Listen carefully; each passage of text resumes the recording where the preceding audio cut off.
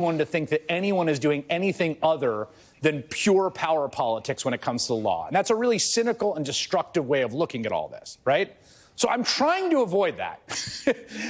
But in the case of Cannon, like, it really does look like she is doing everything that the Trump folks want. What, is that wrong?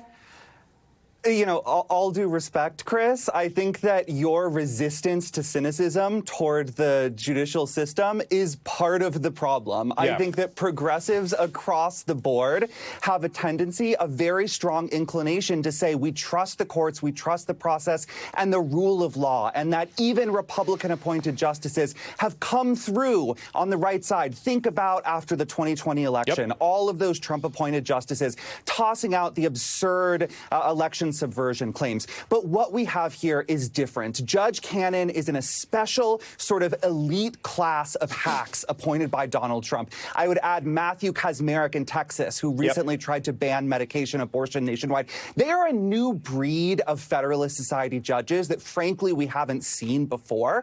And they are, I think, really pushing progressives toward the edge of what we can tolerate when it comes to being told you have to respect the courts. They have the last word. Aileen Cannon is putting people's lives in danger. She is going to force Jack Smith to tell Trump who the FBI agents are who searched Mar-a-Lago. She is threatening to turn over the witness list in the Mar-a-Lago trial to the public, claiming that the public has a First Amendment right to discovery materials. I don't want to get into the federal rules of criminal procedure here, Chris, but that is just wrong. It is black letter law wrong. And the fact that she is so shamelessly pushing this nonsense suggests to me that maybe it is time for us to adopt not a Trump-like view toward the judiciary, but a very jaundiced eye toward certain judges who seem to be doing everything in their power and then some to help Trump avoid all accountability. Okay, let's go through those two rulings. So the ruling today was basically, you know, I read the ruling, and again, it's a little complicated because it's sort of in a bunch of, procedural language. But they're basically saying that there's an ongoing investigation into witness tampering, right? That there are witnesses who are being intimidated and threatened.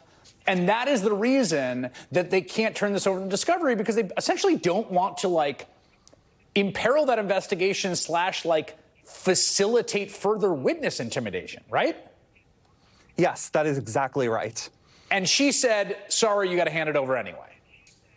Yes, she said, well, this has to be subject to the usual adversarial process with really almost no further analysis. She just said it's disfavored for me to only take this into account and seal it and keep it from the defense. I really feel an obligation to just toss it out to the defense and let them do what they will with it, completely ignoring the fact that what Jack Smith is telling her in bright red letters is that he is afraid that the defense is facilitating witness tampering, that he is afraid that the defense is part of the problem and that it will further endanger the people on that list. Aileen Cannon does not care, and that is, again, another strike against her ability to conduct a fair trial.